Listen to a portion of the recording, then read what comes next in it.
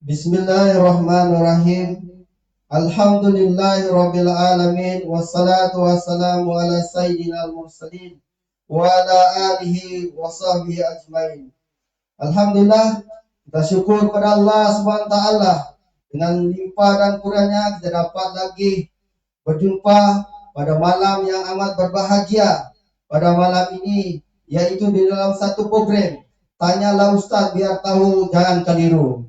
Alhamdulillah, kita bersama pada malam ini yang berbahagia Al-Fadil Ustaz Dr. Haji Muhammad Ali Abdullah, Timbalan Mufti Kerajaan Negeri Sabah. Apa kabar Ustaz? Ya, Alhamdulillah bagus. Dan terima kasih juga yang dihormati Tuan Jainuddin Muhammad Sun, Ketua Kampung Sidil Kutatan, dan juga kepada Timbalan Surau DUQ Abang Jemaat Awam, seterusnya kepada tuan-tuan dan puan-puan dan warga kampung Nonok Sidil Kutatan yang pada hadir pada malam ini. Seterusnya kepada tuan-tuan dan puan-puan yang menyertai kami pada malam ini di dalam talian FB kami, yaitu DView Kampung Sidil Kutatan. Assalamualaikum warahmatullahi wabarakatuh. Sebelum saya terus saja kepada Al-Fadil, terlebih dahulu sebagai moderator pada malam ini mengambil kesempatan yang mana kita telah berehat selama lebih kurang 3 bulan, yaitu dari di bulan Ramadan hinggalah di bulan Aidil Fitri, dan seterusnya kita berjumpa dengan Aidil Adha pada malam ini.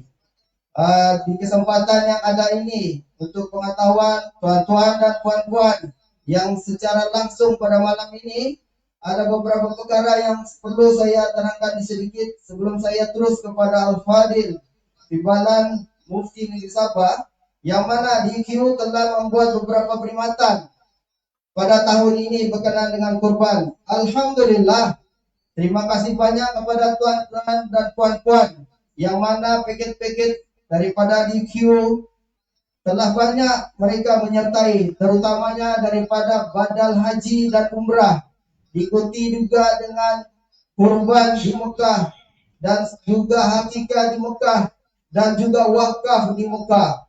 Alhamdulillah, terima kasih dan banyak-banyak kepada tuan-tuan dan puan-puanan yang telah menyertai DQ Travel Tours dan Berhad pada tahun ini. Untuk maluan tuan-tuan, penyertaan pada tahun ini telah kami tutup disebabkan penyertaan terlampau banyak sekarang ini. Jadi kami fokus kepada mengerjakan ibadah haji umrah dan juga kurban di tanah suci Mekah Al-Mukarramah. Untuk itu, tuan-tuan dan puan-puan boleh juga menyertai kami di dalam surah di view kami di Kampung Sidil Kutatan. Sekiranya beliau-beliau berhajat untuk menyertai kami, insyaAllah kami masih buka lagi. Terlebih dahulu saya ucapkan terima kasihlah pada tuan-tuan dan puan-puan yang menyertai kepada kami pada tahun 2022 ini. Dengan itu, sebelum perayaan Aidil Adha akan berjalan dan sekaligus kita akan melakukan penyembelihan korban. Dengan itu, segala persoalan-persoalan yang telah tuan-tuan dan utarakan di dalam WhatsApp dan juga di dalam FB, kita akan dengar jawapan-jawapan yang daripada Timbalan Mufti Kerajaan Negeri Sabah pada malam ini. Dengan itu, majlis mempersilakan mukadimah daripada yang berbahagia Al-Fadil Ustaz Dr. Haji Muhammad Ali Abdullah, Timbalan Mufti Kerajaan Negeri Sabah untuk mukadimah. Dengan itu, majlis mempersilakan. Tafadhal masykur. Terima kasih Tuan Haji, syukran di atas kesediaan untuk memberikan kesempatan sedikit kepada saya untuk kita menghuraikan tentang ibadat kurban ini. Yang mana ibadat kurban ini bukan setakat berlaku di zaman seawal Nabi Ibrahim dan Nabi Ismail alaihissalam. Malahan kurban ini telah berlaku di zaman sebelumnya, yaitu di zaman Adam alaihissalam. Di zaman Adam alaihissalam seperti mana yang kita tahu ada 2 orang anak laki-laki dan 2 orang anak perempuan, yaitu Habil, Qabil, Iklimah dan Labuda. Ini dinukilkan oleh Allah Subhanahu wa taala dalam surah Al-Maidah ayat yang ke-27. Tuan-tuan boleh lihat ayat tu. Watslu alaihim naba'a ibnai Adam bil haqqa idh qarraba qurbana fatuqabbalu min ahadihima wa lam yutaqabbal min al-akhar. Qal sa'aqtulunaka qal innama yataqabbalallahu minal muttaqin. Yang mana di dalam ayat ini diceritakan kepada kita Allah SWT menyuruh kepada Nabi kita Muhammad SAW untuk menceritakan kepada manusia tentang apa yang berlaku kepada anak Adam secara sebenarnya. Apabila mereka melakukan korban, salah satu daripada kedua anak ini, korban mereka diterima, lalu menyebabkan yang satu lagi marah. Dia ingin membunuh saudaranya ini. Maka dia mengatakan sesungguhnya Allah menerima korban daripada orang-orang yang bertakwa. Yang dimaksudkan di sini artinya korban itu mestilah dilakukan kita dengan niat yang ikhlas semata-mata karena Allah Subhanahu Wa Taala. Dasarkan kepada peristiwa itu, kita tahu bahawa Allah Subhanahu Wa Taala memerintahkan Nabi Adam alaihissalam untuk mengawinkan anak laki-laki dia dengan anak perempuan dia. Disebabkan tidak ada zuriat pada waktu itu, tidak ada manusia, belum berkembang biak lagi spesies manusia ini, maka Allah SWT membenarkan untuk kawin adik-beradik. Tapi sekarang tak boleh dah, Tuan Haji. Jadi dulu boleh, sekarang tak boleh kawin adik-beradik. Jadi si Ikrimah ni yang saudara seperut dengan sekabil ini cantik. Tapi si Labudan ni yang saudara seperut dengan si Habil tak cantik. Lalu kedua-duanya ingin kahwin dengan si Ikrimah. Ya biasa, fitrah manusia. Kita ini suka yang cantik. Kan? Jadi kalau ada perempuan cantik, siapa nak mau kan? Jadi semua pun mau kahwin dengan perempuan yang cantik. Tanyalah. Kan ada orang yang mau kahwin dengan perempuan yang tercantik. Semua mau kahwin dengan perempuan yang cantik. Begitu juga kata. Jadi apabila keadaan berlaku macam begitu, kata Adam alaihissalam, kamu lakukan korban. Siapa yang korban dia diterima, maka akan dikawinkan dengan Ikrimah. Habil kerja dia bercucuk tanam. Habil kerja dia menternak binatang. Lalu kedua-duanya memberikan korban mereka, yang akhirnya korban yang diterima adalah Habil. Lalu Habil lah yang akan dikawinkan sepatutnya dengan Ikrimah. Tapi Qabil tidak mau menerima keadaan itu. Maka menyebabkan dia mengambil keputusan untuk membunuh saudara dia. Dan ini juga merupakan satu korban yang pertama di dalam Islam. Lepas daripada itu, di kaum-kaum yang lain pun, di kelompok yang lain pun, kaum Masihi contohnya, orang-orang Kristian. Orang juga ada melakukan korban. Diceritakan di dalam kitab Muqaddas surah bahawasanya Yusuf dan Maryam melakukan korban dengan 2 ekor merpati apabila Isa alaihissalam dilahirkan. Begitu juga dengan rasul mereka, utusan mereka, yaitu polis melakukan korban, sentiasa melakukan korban nazar sampailah meninggalnya Nabi Isa alaihissalam. Dan setengah-setengah perkampungan di Yunan, di Italia sana, di Rom, mereka sampai sekarang masih melakukan korban dengan menyerahkan kambing ataupun ayam kepada orang-orang agama mereka untuk dilakukan korban.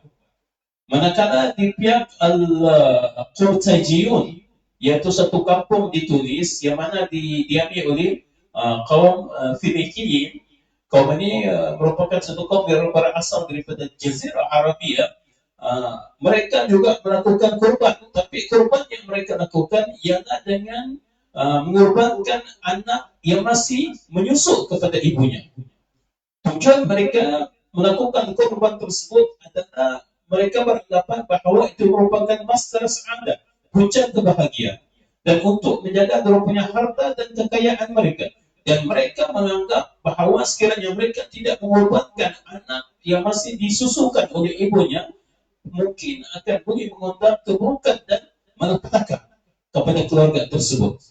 Manakala orang-orang Cina juga, terutamanya keturunan Shani, mereka juga melakukan korban. Tapi korban yang mereka lakukan adalah manusia. Orang yang sudah besar, orang yang sudah dewasa, diberikan kepada puak-puak yang tertentu untuk dikorbankan. Tujuan mereka untuk menguasai ekonomi dan untuk menguasai agama. Begitu juga di dalam agama Hindia, mereka juga melakukan kurban, mengorbankan lembu, mengorbankan kambing, mengorbankan burung dengan tujuan untuk mendapat nasib yang baik. Artinya, korban-korban ini pernah dilakukan sebelum berlakunya korban yang dilakukan oleh Nabi Ibrahim alaihissalam bersama anaknya Nabi Ismail. Dan apabila timbulnya ayat 100 yang kedua dalam surat As-Saffat, qawluhu ta'ala falamma balagha ma'ahu as-sa'ya qala ya bunayya inni ara fil manam anni adbahuka fanzur madza tara. Apabila anaknya Nabi Ismail ini sudah mampu untuk bekerja bersama-sama dengan ayahnya Nabi Ibrahim, artinya dia mungkin sudah berada di peringkat yang dewasa, lalu dia dapat memberikan khidmat kepada ayahnya. Lalu Nabi Ibrahim berkata kepada anaknya Nabi Ismail, wahai anakku, aku melihat di dalam mimpiku, aku ingin menyembelih engkau. Maka apa pendapat engkau? Kata Nabi Ismail alaihissalam, ya abadi, if'al ma tu'mar. Lakukanlah apa yang disuruh kepada engkau. Satajiduni insyaallah minas sabirin. Engkau akan mendapati aku daripada orang-orang yang bersabar. Jadi apabila Nabi Ibrahim dan Nabi Ismail mendapat wahyu sahaja daripada Allah Subhanahu wa taala melalui mimpi, sudah sanggup untuk melakukan pengorbanan kepada anaknya Nabi Ibrahim dan Nabi Ismail reda dengan ketentuan Allah tersebut. Dia reda untuk jadikan sebagai sembelihan. Apabila kedua buah Nabi ini sudah mempunyai persiapan yang cukup dari segi mental dan mempunyai keimanan yang kukuh, mereka pun ingin melakukan pengorbanan. Lalu mereka pergi ke satu tempat untuk Nabi Ibrahim ini menyembelih anaknya. Apabila pisau atau parang yang digunakan oleh Nabi Ibrahim ini untuk menyembelih anaknya Nabi Ismail alaihissalam, dan dalam keadaan muka Nabi Ismail menghadap ayahnya, dia Nabi Ibrahim sembelih, pisau itu tak akan dilihat Nabi Ismail alaihissalam. Pisau yang sifatnya atau parang yang sifatnya memutuskan, tidak memutuskan leher Nabi Ismail alaihissalam. Itu pasal Allah SWT. Artinya api walaupun sifatnya membakar tanpa izin daripada Allah SWT, dia tidak akan membakar. Begitu juga dengan parang tadi.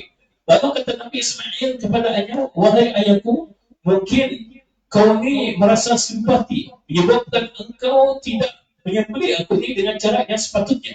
Sekarang kau kelompokkan. Artinya kau sembelih aku daripada belakang. Iyalah, mungkin sifat kita sebagai seorang ayah untuk disuruh menyembelih anak itu merupakan satu yang berat. Adakah sekarang di antara kita yang sanggup untuk menyembelih anaknya? Mungkin kita tak sanggup untuk menyembelih anak kita itu. Masya Allah, anak kau sembelih, bukan anak-anak ini, anak Israel sembelih. Sebab itulah di dalam Islam kita ini, disebabkan laki-laki ini mungkin dia punya hati keras sikit. Kebanyakan lembu atau kerbau ini disembelih oleh orang laki-laki. Perempuan jarang sangat sekali yang menyembelih. Tapi dibenarkan dalam Islam perempuan menyembelih, tidak ada masalah untuk perempuan menyembelih. Imam Nawawi di dalam kitabnya Al-Majmu' membenarkan perempuan untuk menyembelih. Malah anak-anak tidak sedia benarkan untuk menyembelih. Tapi mungkin sifat perempuan yang punya sifat yang macam lembut sikit daripada kita, kan suka untuk dia melakukan sembelihan. Dan apalagi kalau anak tersembelih. Kan? Sebab itulah Nabi Ibrahim tidak mengkabarkan berita ini kepada istrinya Siti Hajar. Dia tak mau Siti Hajar nampak dia menyembelih anaknya Nabi Ismail alaihissalam. Kenapa? Sebab itulah Rasul kata sifat perempuan ini mungkin untuk suka untuk menerima benda. Ada satu kisah mungkin kalau saya sempat untuk ceritakan sikit. Dia berlaku di zaman Nabi Daud alaihissalam dan Nabi Sulaiman alaihissalam. Dua orang perempuan, mereka yang bekerja di sawah. Bila mereka bekerja di sawah, mereka membawa bersama mereka anak mereka yang masih kecil. Membawa anak dia, B juga membawa anak dia. Kemudian apabila sampai di sawah, mereka meletakkan anak mereka ini di satu pondok tidak jauh dari tempat mereka bekerja.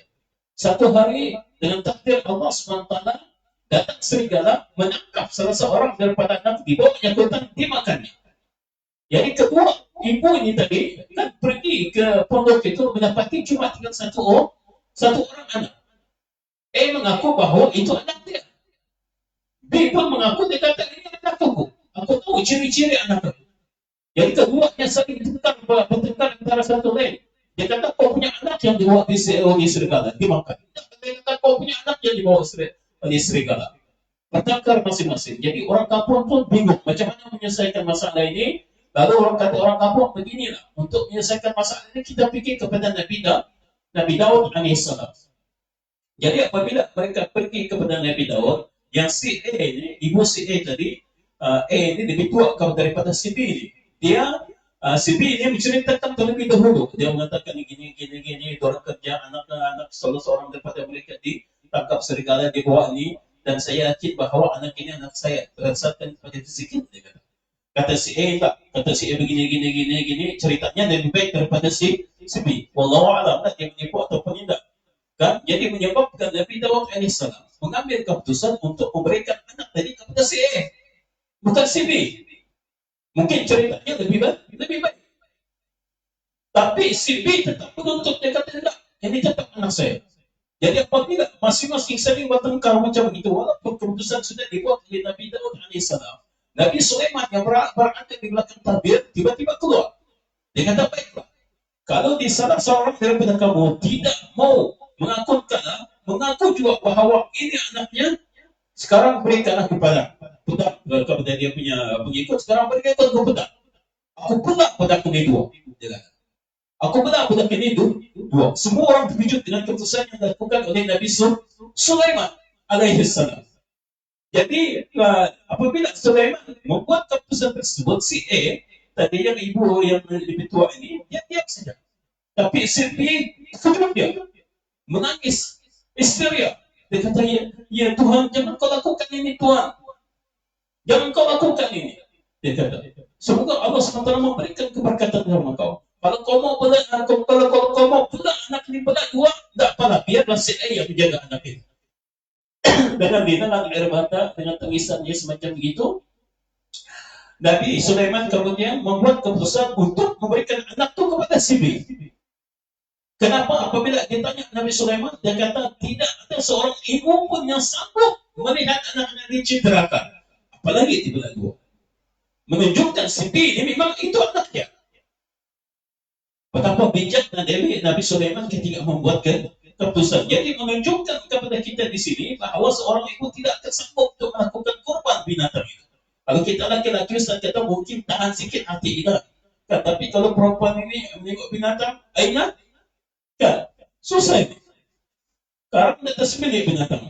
Jadi sebab itulah kebanyakan daripada kita yang melakukan korban adalah laki-laki, bukan perempuan. Tapi perempuan dibenarkan di dalam Islam untuk melakukan korban. Itu. Alhamdulillah. Syukur kita pada Allah SWT di atas pencerahan Ustaz tadi. Ini belum lagi, ini baru mukadimah, belum menanya lagi soalan kan. Jadi alhamdulillah kita syukurlah dengan dalil yang Ustaz bagi tadi itu memang tepat dengan sasaran dia. Jadi kita tidak melingkarkan masa, sedangkan tuan-tuan dan puan-puan yang menyertai kami pada malam ini secara langsung, yang mana soalan kita pada malam ini berkhususkan kepada ibadah kurban saja, ya.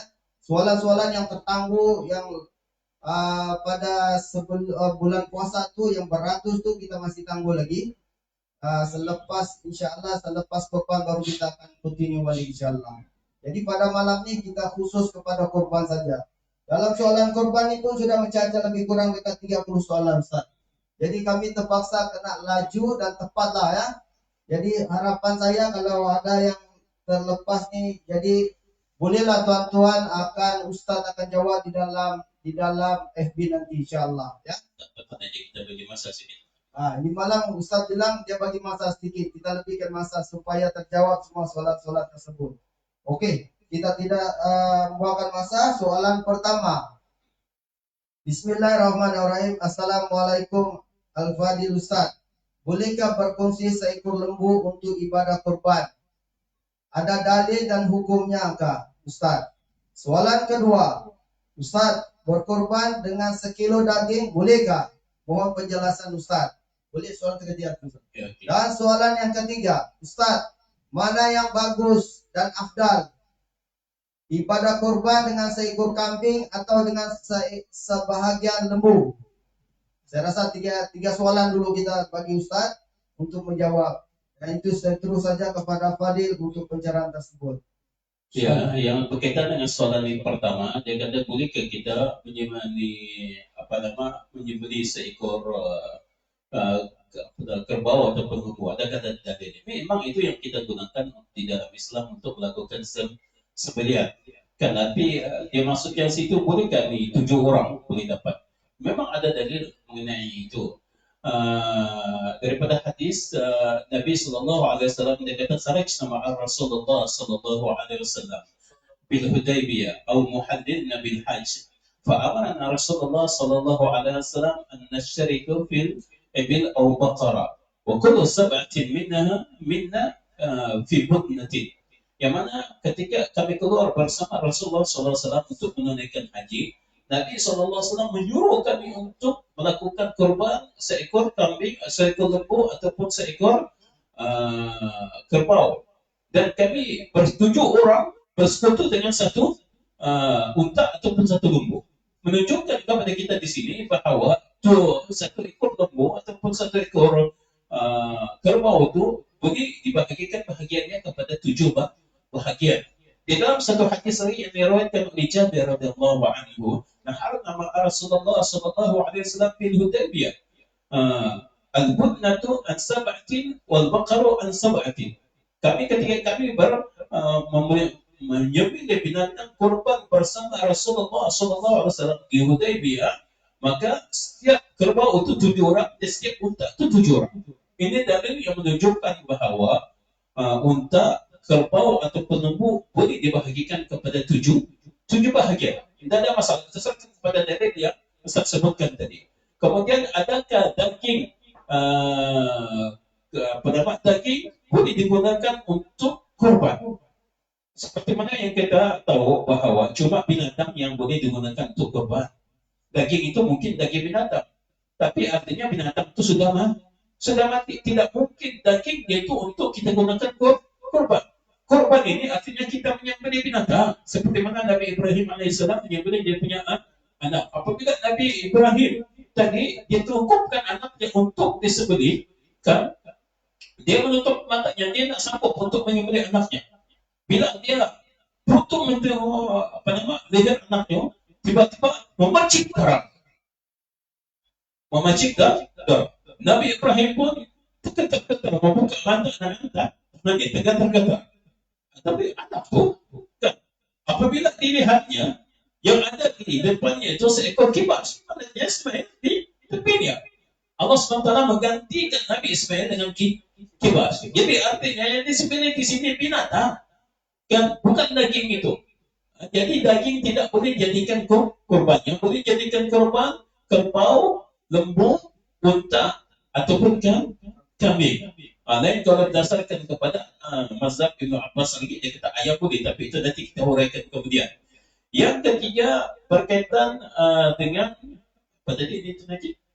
Yang ketiga Ustaz, yang mana bagus dan apa? Oh ya, okey. Antara kambing dengan ini bahagian daripada lembu, mana yang bagus? Sekarang kita tengok mana yang banyak dagingnya.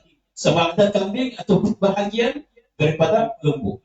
Kalau kita ambil 2 bahagian daripada lembu, belum dapat menyamai daging daripada kambing. Artinya kambing dia punya daging lebih banyak daripada 2 bahagian yang kita dapat daripada lembu. Artinya di sini kambing lebih baik untuk dijadikan kurban bagi kita, sebab dia punya daging banyak, kita boleh bahagikan lagi kepada orang ramai. Jadi artinya afdal dia apabila sesuatu yang banyak dapat kita manfaatkan untuk ramai orang. Ya tu. Alhamdulillah, jelas Berarti kerbau kalau di tempatan kerbau lah paling banyak isinya daripada lembu kita kurus-kurus, kan? Jadi kita ambil kurban kerbau, insyaallah. Oke, Ustaz, soalan yang keempat, 5 dan ke-6. Assalamualaikum Ustaz. Kalau menyembelih ayam untuk ibadah kurban, bolehkah Ustaz? Dibenarkan? Baru juga soalan tadi. Nomor 5, Ustaz, saya ini musafir. Adakah saya juga dituntut untuk melaksanakan ibadah kurban? Dan yang ke-6, Tuan, Ustaz, Kalau saya melaksanakan ibadah kurban bagi orang lain tanpa pengetahuannya, adakah boleh? Mohon pencerahan Ustaz.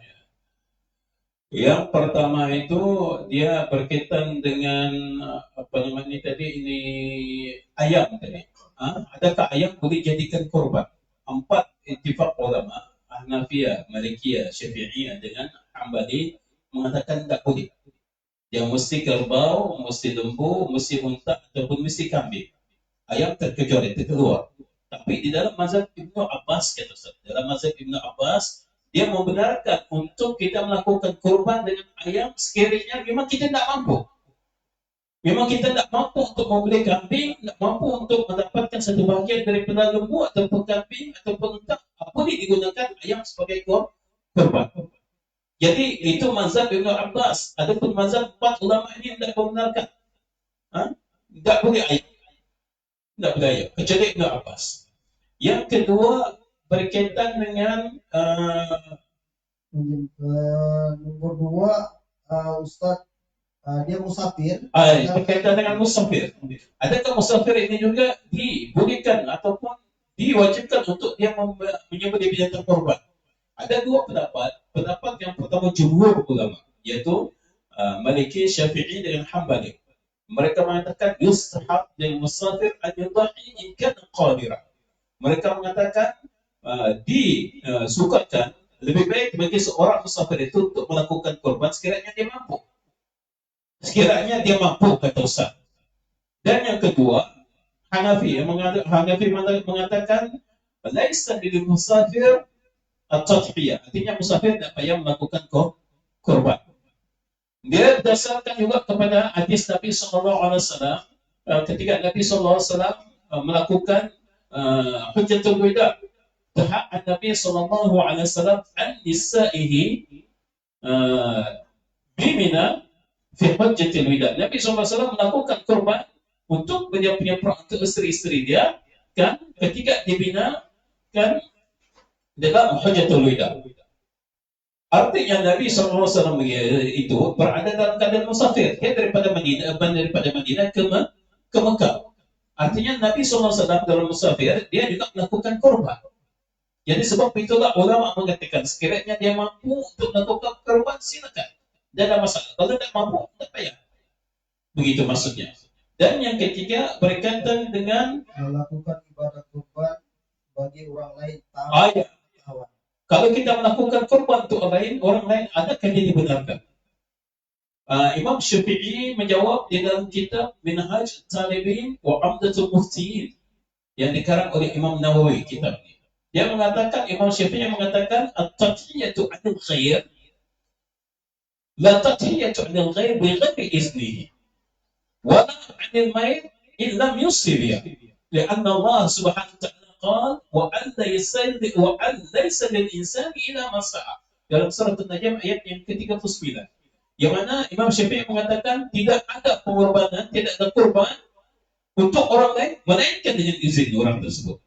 Artinya kalau orang itu mengizinkan untuk kita melakukan korban kepadanya, ya oke, jangan. Tapi kalau dia tidak mengizinkan, tidak boleh. Jadi artinya kalau kita mau ingin melakukan korban untuk lain, mesti dengan pengetahuan orang tersebut. Kita minta izin daripada dia. Mat, bolehkah kau lakukan korban untuk kau? Boleh, silakan lakukan. Mat, boleh kau lakukan? Tidak payahlah. Tidak payah Ustaz, aku pun ada duit juga. Tidak payah. Begitu. Jadi artinya berdasarkan kepada keizinan orang tersebut. Alhamdulillah, kita ada soalan 6. Yang di soalan Ustaz, dalam satu soalan ada 4 lah. Okey, bismillahirrahmanirrahim. Assalamualaikum Ustaz. Saya ingin bertanya, pengendalian ibadah kurban ini daripada pertama hinggalah akhir. Yang pertama, akad niat dia Ustaz. Dan yang kedua, cara pembahagian dia Ustaz. Contohnya dari segi sekurang-kurangnya lembu itu besar atau sekecil-kecil dia. Dan yang ketiga, kurban ini untuk arwah Ustaz. Dan yang keempat Ustaz, bagaimana pula upah tukang sembelih dan juga melapa dalam ibadah kurban. Banyaknya kita di sini dia tidak kurban, tetapi dia menyertai untuk melapa. Jadi dari segi upah dia tu Ustaz.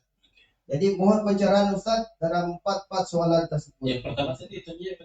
Terus yang pertama adalah akad ya. Oh, Niat. di dalam mazhab di dalam apa nama jawaban daripada soalan tadi, Imam Nawawi membenarkan dia mengatakan lebih afdal sekiranya orang yang melakukan kurban itu dia yang menyembelih.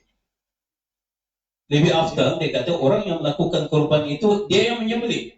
Artinya macam contohnya tuan haji ingin melakukan kurban, sepatutnya lebih afdal tuan haji yang menyembelih. Begitu. Adapun sekiranya orang itu tidak mampu untuk menyembelih untuk kurban dia, maka boleh diwakilkan kepada orang lain. Jadi diwakilkan inilah yang perlu kita bacakan. Artinya di sini namakan akad. Macam kita di dalam apa nama di dalam akad nikah. Dalam akad nikah itu, kita mau wanita tadi mau mewakilkan kepada si hakim untuk dia mengakad nikah dia punya anak kan. Jadi dia mesti ni aku wakilkan kepada tuan hakim untuk mengakad akad nikah pada. Ada wakil kan? Ada wakil. Begitu juga dengan semedian. Aku tidak mampu untuk melakukan korban yang jadi aku wakilkan kau lah untuk melakukan korban tadi. Apa dia di situ? Di sini menunjukkan kepada kita bahawa kalau kita tak mampu wakilkan kepada orang lain. Yang kedua berkenaan pasal cara pembagian Ustaz. Cara pembagian Ibnu Abbas di dalam satu hadis yang diriwayatkan oleh Abu Musa Al-Asfahani, hadis ini merupakan tarafnya Hasan. Nabi SAW diberitakan wa yut'imu ahlahu bisulus wa yut'imu ahla baitihi as-sulus wa yut'imu fuqara ajiratihi as-sulus wa yatasaddaqu ala sawa'in bisulus. Di dalam hadis ini menunjukkan kepada kita bahawa Nabi SAW ini jenis sembelihan yang merupakan sunat macam korban, bukan yang wajib yang sunat. Yang sunat boleh dibahagikan, tapi yang ini wajib kena sedekahkan ke semua dia punya lagi. Yang Ustaz bicarakan di sini yang sunat. Nabi SAW ambil 1/3 daripada daging korban tadi. 1/3 dia bagi kepada jiran-jirannya yang susah. 1/3 dia bahagikan kepada orang umum yang susah. Jadi ada 3 bahagian. 1/3, 1/3, 1/3. Kalau katakan contohnya berat daging tadi 60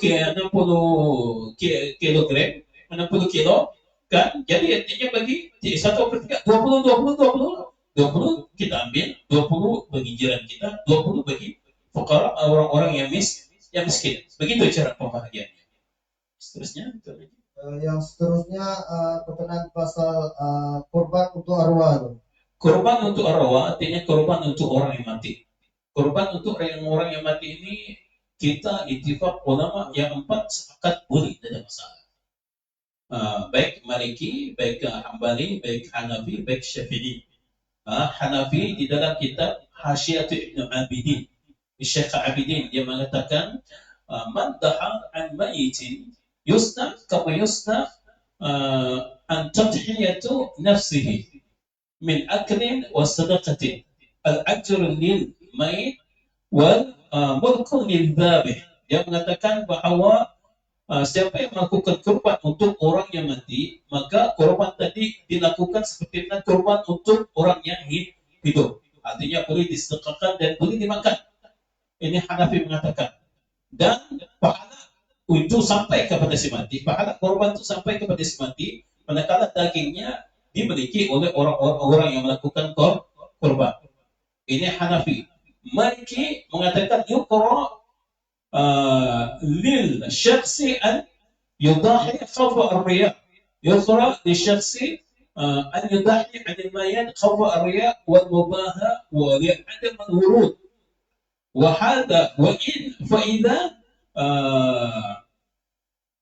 lam ya'idaha al-mayt wa illa falil waris infazuha.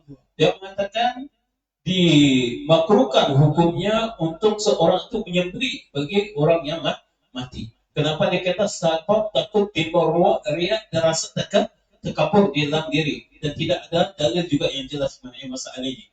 Imam Maliki mengatakan, kenapa? Sebab kalau kita menyembelih untuk orang yang mati orang cakap, si mati itu mantap-mantap lah banyak duit. dia melakukan kurban pula untuk orang yang mati. Dia cakap orang. Kan? Artinya di sini takut timbul ria. Oh ya, punya banyak duit buat. Kan? Siapa lagi mau? Orang hidup pun tak boleh, orang mati lagi tak boleh. Jadi ini takut timbul ria, timbul perasaan ria di situ. Maliki mengatakan begitu. Itu sekiranya si mati tidak memberikan wasiat. Tapi kalau si mati memberikan wasiat untuk dikorban baginya, maka wajib untuk dikorbankan. Bagi Imam Syafi'i, dia katakan di dalam kitab Minhajul Talibin wa Amdatul Muftiin, karangan ini Imam Nawawi, dia mengatakan la tadhiyatu lil ghairi bi ghairi ismihi wala an mayyitin illa yusibiya. Dia katakan tidak ada penyembelihan, tidak ada korban dilakukan untuk orang lain melainkan mendapat keizinan orang itu, dan tidak ada korban dilakukan untuk semayat melainkan semayat tadi memberikan wasiat untuk dilakukan korban kepada dia. Artinya di dalam mazhab kita Imam Syafi'i, sebagaimana si mayat tadi sebelum dia mati dia berwasiat, kamu lakukan korban untuk aku, itu kita kena lakukan korban.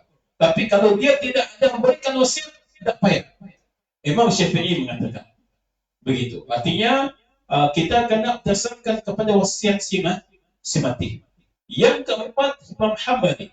Imam Hambali dia mengatakan at-tadhiyatu an mayyitin afdalu minha an hayy. Li'ajizihi wa ihtijarihi ila sawa. Dia kata sebenarnya korban yang dilakukan untuk orang yang mati lebih baik daripada korban yang dilakukan untuk orang yang hidup. Kenapa? Orang yang mati ini sudah tidak mampu untuk melakukan korban. Dia pula berharap kepada pahala. Jadi dia kata yu'mal katiyatu al-hayy min sadaqatin wa akrin wa hadiyatin. Lalu daging kurban itu dilakukan seperti mana daging kurban orang yang hidup. Boleh disedekahkan, boleh dimakan, dan boleh diberikan hadiah. Menunjukkan kepada kita daripada 4 mazhab ini, mereka tidak membangkang untuk dilakukan kurban kepada si mayat. Tidak ada masalah. Mau siapa melakukan kurban untuk bapak dia sudah mati, silakan. Mau untuk ibunya sudah mati, silakan. Tidak ada masalah. Seterusnya. Yang terakhir sekali berkenaan pasal tukang sembelih dan juga melapa, Ya, termasuklah kepada yang berkorban dan juga orang yang menolong korban itu. Ya. Yang tidak korban itu. Dia berkaitan dengan upah untuk orang yang menyembelih atau orang yang melapa ini, berkaitan dengan daging korban ini, orang tak layak untuk mendapat apa-apa.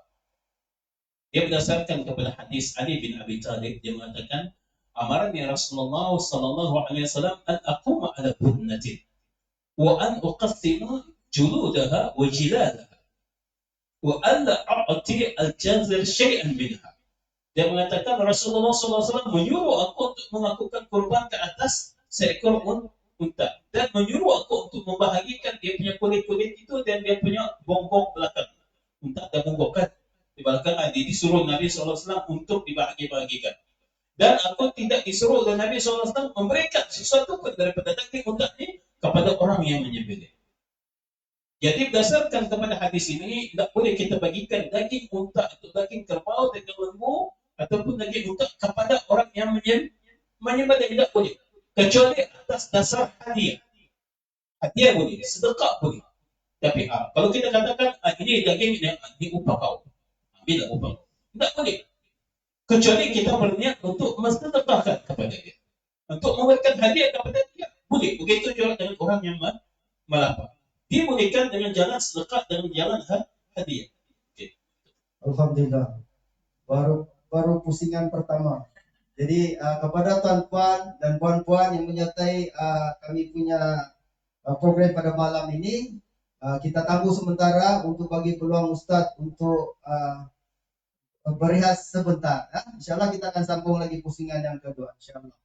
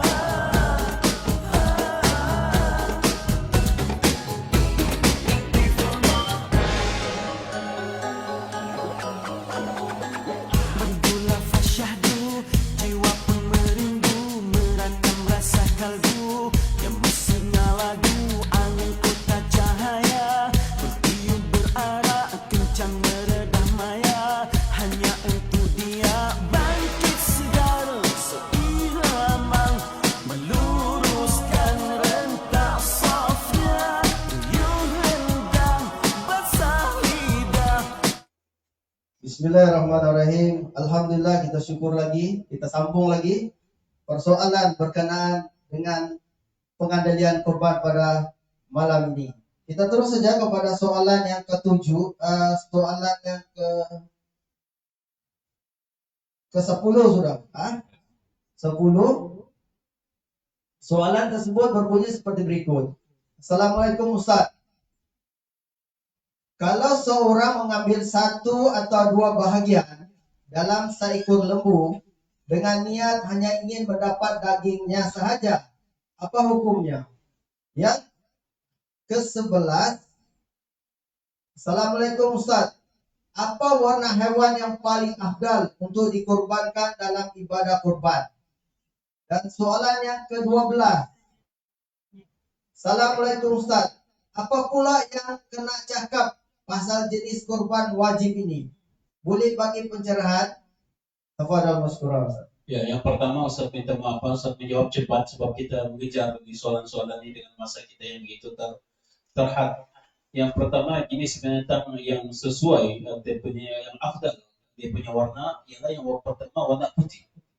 Yang kedua warna putih juga tapi tidak berapa cerah, tidak berapa kenampakan putihnya itu.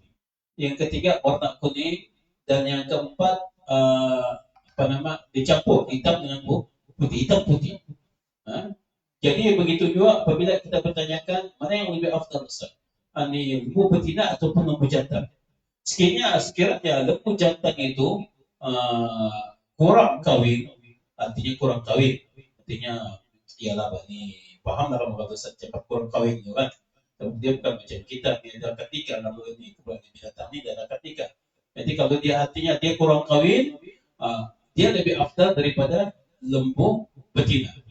Tapi kalau dia yang jenis ini lembu betina tadi, dia belum melahirkan anak, dibandingkan dengan lembu jantan yang banyak kawin, ini lembu betina afdal. Gitu. Yang kedua, tadi dia ambil bahagian daripada ini satu atau dua bahagian dalam seekor lembu dengan niat hanya ingin mendapat dagingnya sahaja. Ini kita ingat sejawab dengan firman Allah Subhanahu wa taala dalam suratul Hajj. Yang mana Allah Subhanahu wa taala dia firman, "A'udzu billahi minasyaitonir rajim, fakulu minha wa at'imu al-ba'is al-faqir." Yang mana di dalam ayat ini Allah Subhanahu wa taala katakan makanlah kamu, tapi kamu sedekahkan juga kepada orang fakir dan miskin. Jadi menunjukkan kepada kita boleh ambil untuk kita makan, tapi bukan semua. Seperti mana yang kita tunjukkan tadi di dalam pembagian 1/3 itu. Kata Allah SWT, makanlah kamu, tapi yang selain itu kamu kena sedekahkan kepada orang fakir miskin. Jadi tidak boleh kita niat kita ambil satu bagian ataupun dua bagian untuk kita semua. Itu tamak itu namanya. Tamak itu orang. Jadi artinya ialah kita tujuan kita berkorban untuk memberikan sedikit nikmat yang Allah SWT berikan kepada kita ini kepada orang-orang yang fakir miskin. Ada orang yang tidak mampu untuk makan daging, untuk makan kalau membeli dan sebagainya, maka kita sedekahkan kepada orang agar orang juga merasa nikmat tersebut. Yang ketiga, ya seterusnya itu berkenaan pasal korban wajib nih Ustaz. Ya, berkaitan dengan korban wajib ini, artinya contohnya seperti korban nazar. Artinya apabila anak kita berjaya di dalam pemeriksaan SPM, dia dapat keputusan yang cemerlang, contohnya dapat 8E kan, ataupun 9E, maka kita sudah bernazar untuk melakukan korban kepada dia. Korban seekor lembu ataupun seekor kambing. Maka korban nazar itu untuk melakukan korban seekor kambing ataupun seekor lembu itu wajib untuk dilakukan. Itu wajib untuk dia lakukan. Dan kesemua daging kambing ataupun daging lembu itu tidak boleh diambilnya. Dia kena bahagikan. Kena bahagikan. Di dalam mazhab Imam Syafi'i dan mazhab Imam Hanafi, dia tidak boleh ambil daging nazar tadi, kena bahagikan. Begitupun ada pengecualian di dalam mazhab Imam Maliki dengan mazhab Hambali. Boleh dia ambil. Tapi mazhab Imam Syafi'i dengan mazhab Imam Hanafi tetap tidak membolehkan. Kena dibagikan kesemuanya kepada orang fakir miskin. Ya. Oke Ustaz, soalan seterusnya yang ke soalan 15. Assalamualaikum Ustaz. Betulkah tidak boleh potong kuku, potong rambut, potong bulu kemaluan dan segala-gala bulu di badan? Kenapa dan mengapa? Yang ke-16, kenapa perlu membuat akad perwakilan? Ada lagi nih. Yang ke-17, Ustaz, kalau orang yang menanggung beban hutang, adakah boleh berkorban? Ya. Pencerahan Ustaz. Yang pertama tentang memotong kuku, memotong rambut ini ketika kita ingin melakukan kurban. Ini ada di dalam hadis Nabi SAW yang diriwayatkan oleh Imam Muslim.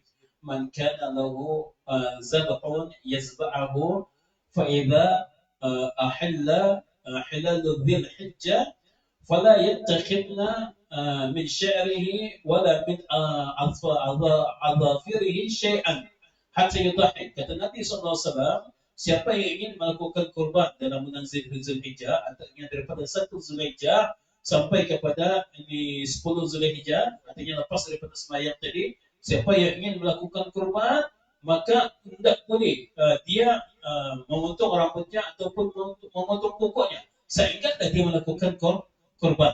Kenapa begitu? Sebab tujuannya benda-benda ini tidak dipotong daripada anggota tubuh badan kita untuk melepaskan benda-benda ini daripada api neraka. Pertamanya untuk melepaskan benda-benda ini daripada api neraka. Ada juga pendapat yang lain mengatakan bahawa orang yang ingin melakukan sembelih itu dia ibarat orang yang berada dalam keadaan ihram. Seperti mana yang kita tahu, orang yang berada dalam keadaan ihram ini dilarang untuk dia pakai wangi-wangian, dilarang untuk dia butuh kuku, dilarang untuk dia butuh rambut, dia kan dilarang begitu. Jadi seolah-olah dia berada dalam keadaan ihram sampai tak lepas dia menyembelih binatang kurban. Yang soalan yang kedua berkaitan dengan utang. Kalau kurban ini kita katakan dia di dalam mazhab ulama, jumhur ulama Maliki, Syafi'i dengan Hambali mengatakan sunat muakkad sahaja. Artinya sunat-sunat yang sangat dituntut untuk kita melakukannya. Adapun kalau kita tak mampu, enggak apa. Di dalam mazhab Hanafi saja yang mengatakan itu adalah wajib. Tapi sebagian daripada Hanafi juga tetap mengatakan seperti Abu Yusuf dan Muhammad yang mengatakan tetap sunat muakkad. Dalam Hanafi sendiri terdapat perbezaan pendapat di kalangan para ulama. Jadi artinya bila kita ingin melakukan korban ini, sekadar kita mampulah dan kita melakukannya sekali seumur hidup. Kecuali kita ada rezeki lebih. Tahun ini kita melakukan korban, tahun depan ada lagi rezeki kita, maka lakukan korban lagi, tidak ada masalah. Kalau kita boleh pergi sampai ke Eropah, ke London, ke Amerika, ke Prancis, ke Spanyol, ke Finland dan sebagainya. Kenapa kurban yang cuma 650 boleh kita lakukan? Iya, kereta mewah lagi. Yang mau pergi sana itu tiket mahal betul lagi. Mau 3.000, mau 2.000, mau sampai ke sana. Ini 650 boleh kita lakukan. Sedangkan Allah SWT inginkan kita melakukan kurban untuk menzahirkan kita ini sebagai Allah yang bersyukur ke atas nikmat dia. Jadi tidak masalah untuk kita melakukan kurban. Soalan tadi berulang juga Ustaz, kenapa perlu membuat akad perwakilan? Itu kita sudah jawab tadi. Sudah dijawab tadi ya. Oke, kita terus soalan ke-18. Ustaz, kalau sudah buat kurban bahkan tahun lalu Ustaz, adakah perlu buat lagi tahun ini atau cuma satu kali saja seumur hidup? Saya rasa sudah terjawab. Sudah. Yang 19, Ustaz, apakah afdal buat kurban ini Ustaz? Apa kebaikan dan pahala yang akan saya dapat? Ya. Berkaitan dengan korban ini, yang pertama untuk menguatkan mental kita sebagai orang Islam. Kita sanggup mengorbankan harta kita. Harus kita ingat harta kita di atas muka bumi ini cuma ada pinjaman. Istri kita yang soleh, istri kita yang cantik pinjaman. Suami kita yang handsome, suami kita yang tampan itu pinjaman. Kereta kita pun pinjaman juga. Rumah kita pun pinjaman. Semuanya adalah pinjaman daripada Allah Subhanahu wa taala. Jadi bila kita katakan pinjaman ini daripada Allah SWT, apa salahnya untuk kita menzahirkan rasa syukur kita untuk kita mengeluarkan sikit daripada harta kita berikan kepada orang-orang yang tidak mampu. Jadi menguatkan mental kita bahawa nikmat Allah SWT ini harus dibahagikan kepada orang-orang yang tidak mampu. Sekiranya Nabi Ibrahim dan Nabi Ismail mampu untuk melakukan kurban, kenapa kita tidak mampu untuk melakukan kurban? Sekadar dengan harta kita. Nabi Ibrahim disuruh menyembelih anak lagi. Kalau kita suruh menyembelih anak, serasa semua pun menentang. Kan? Tapi ini disuruhkan kita korban harta kita sikit saja. Yang kedua, cara untuk kita mendekatkan diri kepada Allah SWT. Kita sudah berikrar dalam doa iftitah di dalam kesembahyang kita itu. Inna salati wa nasuki wa mahaya wa mati lillahi rabbil alamin. Sesungguhnya hidupku, matiku, sembahyangku, ibadatku adalah semata-mata kerana Allah SWT. Tujuan kita ni adalah untuk mendekatkan diri kita kepada Allah SWT. Apabila kita melakukan kurban, artinya kita taat kepada perintah Allah SWT. Kita melakukan kurban ini, kita taat. Apa yang disuruh kita buat. Yang ketiga, sebagai satu cara untuk menghidupkan syiar Nabi Ibrahim dan Nabi Ismail. Nabi SAW memberikan peringatan kepada kita. Man wajada sa'ata falam yarda fala yaqrabanna musallan.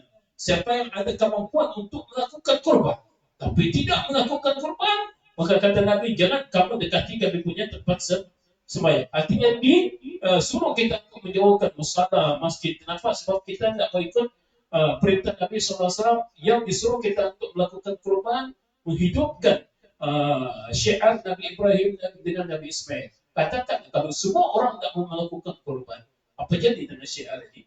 Sudah tentu dia akan lenyap macam begitu saja. Artinya seolah-olah kita ini tidak mau mengikut apa yang diperintahkan oleh Allah SWT dan Nabi Muhammad SAW. Kita mematikan ingatan kita terhadap pengorbanan yang dilakukan oleh Nabi Ibrahim dan Nabi Ismail, yang mana mereka ini juga orang yang membuat Ka'bah. Ya, Alhamdulillah, kita sudah banyak tadi pencerahan. Kita telah sampai ke soalan terakhir, saya rasa. Soalan yang ke-20. Alhamdulillah, masa pun tepat juga 8 subuh insyaAllah. Soalannya berbunyi seperti berikut. Assalamualaikum Ustaz. Berapa had umur dan berapa berat dan saiz hewan sembelihan yang sepatutnya? Dan jika kita dapat lembu kecil tetapi kita tidak bayar bagian sama dengan yang dapat lembu besar pula, bagaimana berat pasti berbeza? Dan apakah hukumnya, ada kasta atau tidak? Mohon pencerahan Ustaz. Ini mengukur itu supaya dan kalau berkaitan dengan umur itu, okey. Kalau kambing, lembu, kerbau, ini kambing, lembu, kerbau mestilah 2 tahun masuk kepada 3 tahun. Umur dia 2 tahun masuk kepada 3 tahun. Kalau unta mesti umur dia 5 tahun. Kecuali kambing beri-beri. Kambing beri-beri 1 tahun dan ke atas boleh sudah dilakukan korban.